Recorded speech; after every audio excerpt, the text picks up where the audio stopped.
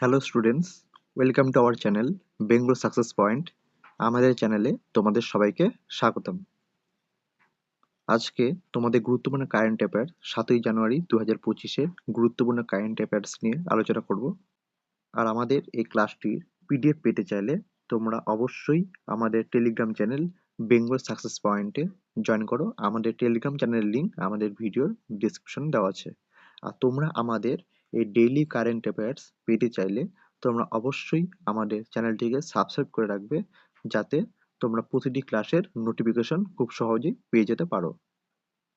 আর আমাদের ক্লাসটি যদি ভালো লেগে থাকে তাহলে তোমরা অবশ্যই লাইক করবে, কমেন্ট করবে এবং সাথে সাথে শেয়ার করবে। তাহলে চলো শুরু করা যাক আজকের ক্লাস। সম্প্রতি কাকে ভারতীয় মহিলা হকি দলের প্রধান কোচ হিসেবে নিযুক্ত করা হয়েছে? Option A Harendra Singh, option B Mathias Villa, option C Nicholas Lee, আর অপশন ডি সোয়ার্ড মারিন। তাহলে সঠিক অ্যান্সার হয়ে যাবে option D Sjoerd Marijne. Sjoerd মারিনকে ভারতীয় মহিলা হকি দলের প্রধান কোচ হিসেবে নিযুক্ত করা হয়েছে। নেক্সট, তোমরা এগুলি মনে রাখবে, হরেন্দ্র সিং এর পদত্যাগের পর 2রা জানুয়ারি 2026 তারিখে সোয়ার্ড মারিনকে ভারতীয় মহিলা হকি দলের প্রধান কোচ হিসেবে নিযুক্ত করা হয়। সোয়ার্ড মারিন হচ্ছে নেদারল্যান্ডের প্রাক্তন হকি খেলোয়াড়। আর ভারতীয় পুরুষ হকি দলের বর্তমান প্রধান কোচ হচ্ছেন দক্ষিণ আফ্রিকার ক্রেগ ফুলটন, যিনি 2023 সালে এই পদে নিযুক্ত হয়েছেন। তাহলে ভারতীয় মহিলা হকি দলের প্রধান কোচ হচ্ছেন সোয়ার্ড মারিন। নেক্সট, পশ্চিমবঙ্গ সরকারের প্রথম মহিলা মুখ্য সচিব কে? Option A Rupa Banerjee, option B Nandini Chakraborty, option C Aruna Sundararajan, আর অপশন ডি মীরা পান্ডে। তাহলে সঠিক আনসার হয়ে যাবে অপশন বি নন্দিনী চক্রবর্তী। নন্দিনী চক্রবর্তী হচ্ছেন পশ্চিমবঙ্গ সরকারের প্রথম মহিলা মুখ্য সচিব। কি বলেছে?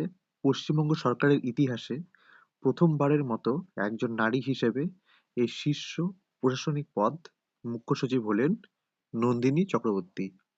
তিনি 1 জানুয়ারি 2026 তারিখে এই দায়িত্বভার গ্রহণ করেছেন।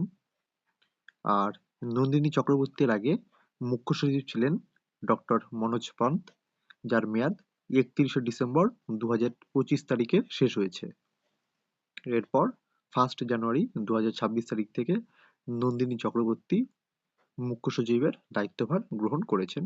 আর তিনি হচ্ছেন পশ্চিমবঙ্গ সরকারের প্রথম মহিলা মুখ্য সচিব। নেক্সট কোশ্চেন, কোন টেলি যোগাযোগ সংস্থা 2026 সালের শুরুতে পুরো ভারতে ভিও ওয়াইফাই বা ওয়াইফাই কলিং চালু করার ঘোষণা করেছে? Option A Jio, option B Airtel, option C VI, আর অপশন ডি বিএসএনএল। তাহলে সঠিক অ্যান্সার হয়ে যাবে অপশন ডি বিএসএনএল। বিএসএনএল 2026 সালের শুরুতে পুরো ভারতে ভিও ওয়াইফাই বা ওয়াইফাই কলিং চালু করার ঘোষণা করেছে। কি বলেছে? 2026 সালের শুরুতে বিএসএনএল ফুল ফর্ম হচ্ছে ভারত সঞ্চার নিগম লিমিটেড সারা দেশে তাদের ভিও ওয়াইফাই বা ভয়েস ওভার ওয়াইফাই বা ওয়াইফাই কলিং পরিষেবা চালু করার ঘোষণা করেছে, যা গ্রাহকদের দুর্বল মোবাইল নেটওয়ার্কযুক্ত অঞ্চলে ওয়াইফাই ব্যবহার করে উচ্চমানের কল এবং মেসেজ করার সুবিধা দিবে। বিএসএনএল স্থাপিত হয় 2000 সালের 1 অক্টোবর এবং সদর দপ্তর হচ্ছে নয়াদিল্লি। বিএসএনএল এর এখন সিএমডি বা চেয়ারম্যান অ্যান্ড ম্যানেজিং ডিরেক্টর হচ্ছেন Shri A Robert J Rafi. Next, ওড়িশার প্রথম মহিলা মুখ্য সচিব কে হলেন? Option A Sushma Singh, option B Ritu Mahajan, option C Anu Garg, আর অপশন ডি রঞ্জনা কুমারী। তাহলে সঠিক অ্যান্সার হয়ে যাবে অপশন সি অনু গর্গ। অনু গর্গ হচ্ছেন ওড়িশার প্রথম মহিলা মুখ্য সচিব। IAS officer Anu Garg 1 January 2026 তারিখ থেকে ওড়িশা রাজ্যের প্রথম মহিলা মুখ্য সচিব হিসাবে দায়িত্বভার গ্রহণ করেছেন। আর অনু গর্গের আগে ছিল মনোজ আহুজা। এই মনোজ আহুজা অবসর নেওয়ার পর এই পদে অনু গর্গ স্থলাভিষিক্ত হয়েছেন। 2023 সালের ফেব্রুয়ারিতে অনু গর্গ ওড়িশার উন্নয়ন কমিশনার হিসেবে দায়িত্ব পালনকারী প্রথম মহিলা আইএএস অফিসার ছিলেন। তাহলে ওড়িশার প্রথম মহিলা মুখ্য সচিব হচ্ছেন অনু গর্গ। নেক্সট, সোমালিল্যান্ডকে প্রথম কোন দেশ স্বীকৃতি দিল? Option A Ethiopia, option B Israel, option C Iran, আর অপশন ডি কেনিয়া। তাহলে সঠিক অ্যান্সার হয়ে যাবে অপশন বি ইসরায়েল। তাহলে সোমালিল্যান্ডকে প্রথম ইসরায়েল স্বীকৃতি দিল। কি বলেছে? 1991 সালে সোমালিয়া থেকে বিচ্ছিন্ন হয়ে সোমালিল্যান্ড নিজেদের একটি স্বাধীন রাষ্ট্র হিসেবে ঘোষণা করে, কিন্তু দীর্ঘ 3 দশক ধরে কোনো দেশই তাদের স্বীকৃতি দেয়নি। অবশেষে ইসরায়েল প্রথম জাতিসংঘের সদস্য রাষ্ট্র হিসেবে 2025 সালের 26শে ডিসেম্বর সোমালিল্যান্ডকে একটি স্বাধীন ও সার্বভৌম রাষ্ট্র হিসেবে স্বীকৃতি দিল। তাহলে সোমালিয়া থেকে সোমালিল্যান্ড বিচ্ছিন্ন হয় এবং স্বাধীন রাষ্ট্র ঘোষণা করে 1991 সালে, কিন্তু তারা স্বীকৃতি এখনো পায়নি। কিন্তু ইসরায়েল জাতিসংঘের প্রথম সদস্য হিসেবে সোমালিল্যান্ডকে স্বীকৃতি দিয়েছে। নেক্সট, ভারতের কোন রাজ্যে গান নাগাই উৎসবটি পালিত হয়? Option A Manipur, option B Meghalaya, option C Sikkim, আর অপশন ডি ত্রিপুরা। তাহলে সঠিক অ্যান্সার হয়ে যাবে অপশন এ মণিপুর। মণিপুরে গান নাগাই উৎসবটি পালিত হয়। কি বলেছে? গান নাগাই উৎসবটি প্রধানত ভারতের উত্তর পূর্বাঞ্চলে মণিপুর, নাগাল্যান্ড এবং আসাম রাজ্যে জেলিয়াংরং বা রোঙ্গমেই নাগা জনজাতি পালন করে। জনজাতিটির নাম কি? জেলিয়াংরং বা রোঙ্গমেই নাগা জনজাতি। এটি একটি ফসল কাটার সমাপ্তি উপলক্ষে অনুষ্ঠান, মানে পোস্ট হারভেস্টিং ফেস্টিভ্যাল, যা সাধারণত ডিসেম্বর বা জানুয়ারি মাসে হয়ে থাকে। আর এই উৎসবটি চাকান গান নগাই বা শীত ঋতু উৎসব। উৎসবটির নাম কি? গান নাগাই। গান, এটি তাদের ভাষায়, এই উপজাতি ভাষায় বলা হয় শীত, আর নাগাই মানে হচ্ছে উৎসব। তাহলে মনে রাখবো উত্তর পূর্বাঞ্চলে মণিপুর এবং নাগাল্যান্ড বা আসাম রাজ্যে জেলিয়াংরং বা রোঙ্গমেই জনজাতি পালন করে। নেক্সট, কোন শহরটি ভারতের প্রথম বস্তিমুক্ত শহরে পরিণত হতে চলেছে? Option A Ahmedabad, option B Mumbai, option C Surat, আর অপশন ডি ভোপাল। তাহলে সঠিক অ্যান্সার হয়ে যাবে অপশন সি সুরাট। সুরাট ভারতের প্রথম বস্তিমুক্ত শহর হিসেবে পরিণত হতে চলেছে। ভারতের প্রথম বস্তিমুক্ত শহর হিসেবে সুরাট পরিণত হতে চলেছে, যা বস্তিগুলোর পুনর্গঠন ও পরিকল্পিত আবাসন প্রকল্পের মাধ্যমে সম্পন্ন করা হচ্ছে। একই সাথে চণ্ডীগড়ও নিজেদের শেষ বস্তি শাহপুর কলোনি উচ্ছেদ করে প্রথম বস্তিমুক্ত শহর হিসেবে ঘোষিত হয়েছে।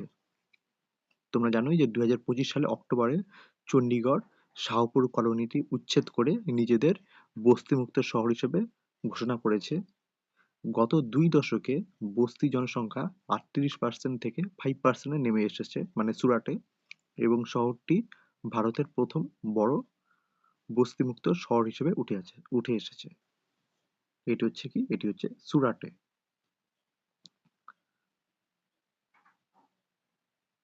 নেক্সট, চণ্ডীগড় ঘোষিতভাবে প্রথম বস্তিমুক্ত শহর হলেও সুরাট একটি বৃহৎ নগর উন্নয়ন প্রকল্পের মাধ্যমে ভারতের প্রথম বস্তিমুক্ত শহর হওয়ার পথে।